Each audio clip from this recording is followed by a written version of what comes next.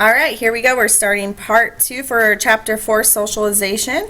But before we move on, I did want to make one more point. So with the case of Jeannie and Isabel, we're able to see how important our surroundings are to shaping us. However, there still is a huge influence biologically. And your book cites a pretty interesting case of identical twins who were raised separately, which is pretty hard to find, identical twins raised separately. And it discusses them. Their names are Oscar Soar and Jack Youth. They're separated after their birth. They're raised actually on different continents in very different cultural settings. Oscar, he was reared a strict Catholic, raised by his maternal grandmother in Czechoslovakia, and as a member of the Hitler Youth movement, he learned to dislike Jews.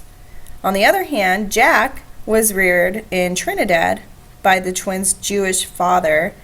He joined a collective settlement, an Israeli collective settlement, at 18, and he served in the Israeli army. So one's raised to dislike Jews and one's raised a Jew.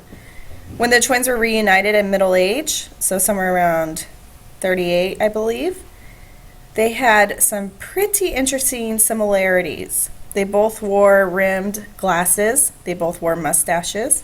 They both liked spicy foods, sweet liqueurs. They were absent-minded. Interesting, they both flushed the toilet before they used it. They both they stored rubber bands on their wrists and dipped buttered toast in their coffee. Yes, they did have some differences, but the final point here is that Oscar and Jack are great examples of the interplay between your biology, your heredity, and your environment. And if you want to see a picture of them, you can flip to page 81, and you may find another example of a twin study on that page too, if you'd like to read a little bit more. All right, moving on, we are going to discuss the self and look a little bit more into depth about a couple pioneers of some theories of the self, including George Herbert Mead's theory of the self and Charles Horton Cooley's looking glass self. So let's first define self. It's the distinct identity that sets us apart from others. It is not a static phenomenon. Static, of course, means not changing. And so therefore, the self will continue to change and develop. All right, so moving on, we're going to talk about Cooley's looking glass self. And this is a view of ourself that comes from contemplating or thinking about personal qualities and impressions of how other people perceive us. It is the product of social interactions with other people. And it basically occurs in 3 stages. So stage 1, you imagine how you present yourself to other people. So you're just thinking about the outward impression you're making to the world. Stage 2, you're imagining how other people are evaluating you. So that person must think I'm really funny, or that person must think I'm really shy, attractive, etc. And then stage 3, you're developing feelings about yourself based on the impression that you got from other people's reaction or what you think is their reaction to you. So at that point you might think to yourself, I'm really funny, I feel embarrassed, so on and so forth. What's interesting though about Cooley's looking glass self is that all of the results are from your imagination.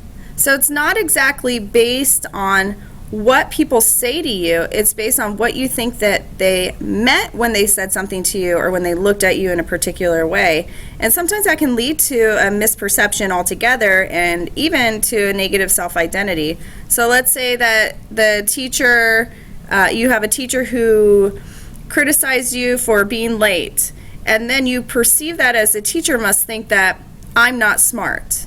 And step 3 would be that you develop a feeling about yourself based on this impression you think that the teacher gave you, and then you think to yourself, I'm not smart, I'm stupid. These self-identities are subject to change, but you can see that based on the fact that they are all a result of your perceptions, that it's pretty easy to have a misperception altogether based on the looking glass self.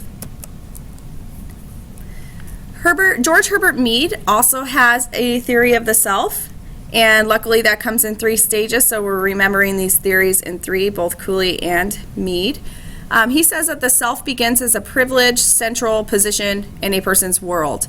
And it is very true. If you've ever had a toddler, you know that that toddler is not going to try to put himself in your shoes. Not because your toddler doesn't care that you had a long day, but that your child is not capable of seeing the world from outside his or her perspective.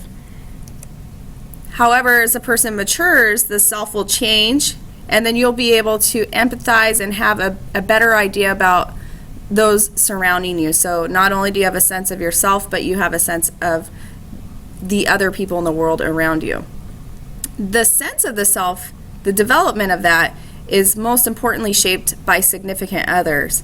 Now, I want to be pretty clear on the way significant others is being used in sociology, which is different than how you may use it in your daily life. So when you introduce somebody as your significant other, most people assume that's your boyfriend or your girlfriend or your husband or your wife.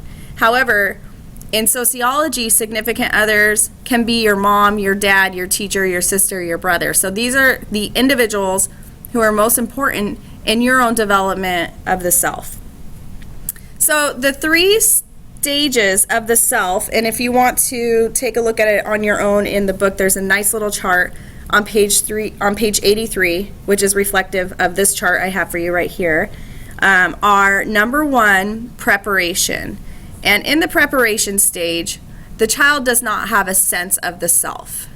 And the definition of that stage is that the child is basically just imitating the actions of others. So an example would be when a little child sees his mom and dad laughing, he's going to look at both of them and giggle as well. The second stage of Mead's 3 stages is the play stage. And during that stage, the child is developing a sense of the self and the multiple roles there are in the world.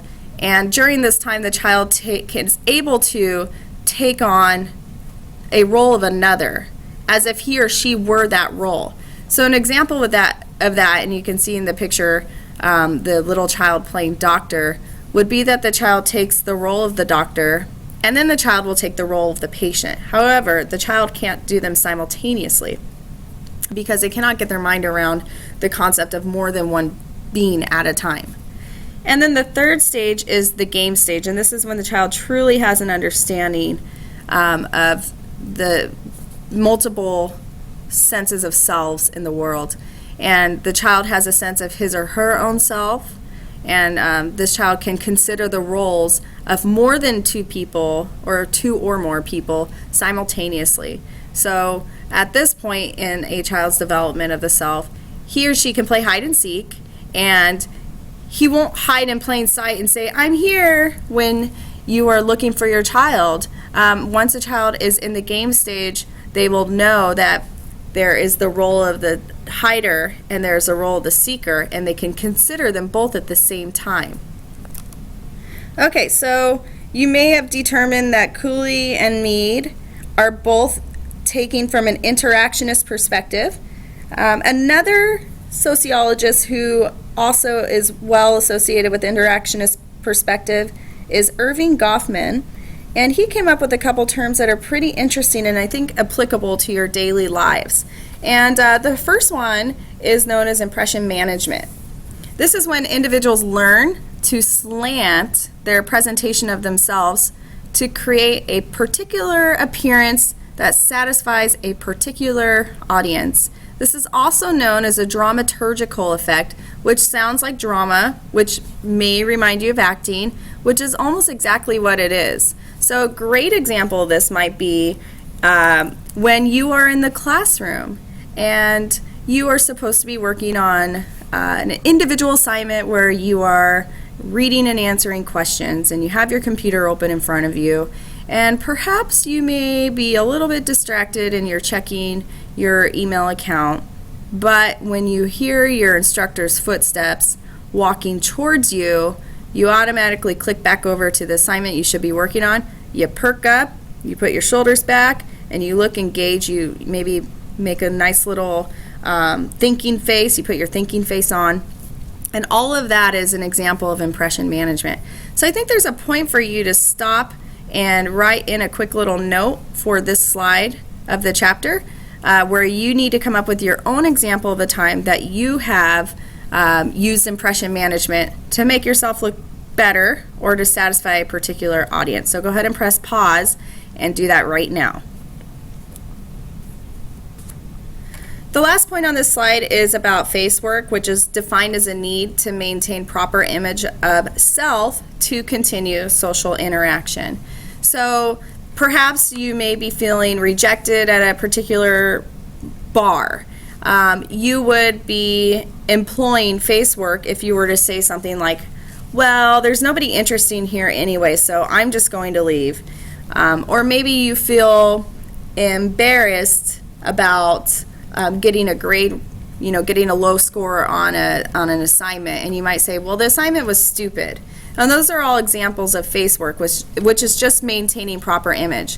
What's interesting is there was a study of men in Japan who were really demonstrating face work when there was an economic downturn. So many men lost their job, businessmen, for example, and they demonstrated face work in that they still, even though they didn't have a job to go to and a place to earn money, they would still wake up early in the morning, put on their suits and ties, get on the train, and take a train somewhere so as to look like they were still going to work, even though they were not currently employed at the time. And this was actually a pretty interesting phenomenon in Japan during that time. All right, so we are going to stop here.